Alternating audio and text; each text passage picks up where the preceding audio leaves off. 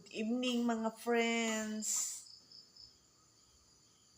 Tahimik na gabi na naman. No?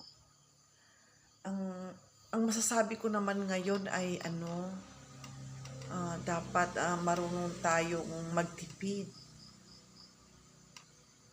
Pag magluluto tayo, dapat yung eksakto lang. No? Huwag tayong magsayang ng pagkain. Dapat marunong tayong magtipid. Ganun. Kasi mahirap na ang buhay ngayon.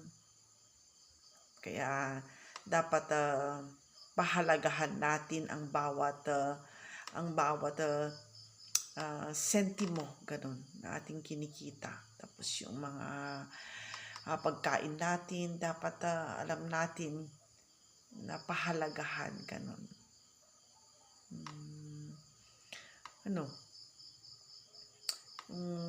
Sapat lang ganun. Huwag tayong magtapon ng pagkain. Ganun lang ang tips ko na naman mga friends. At good night.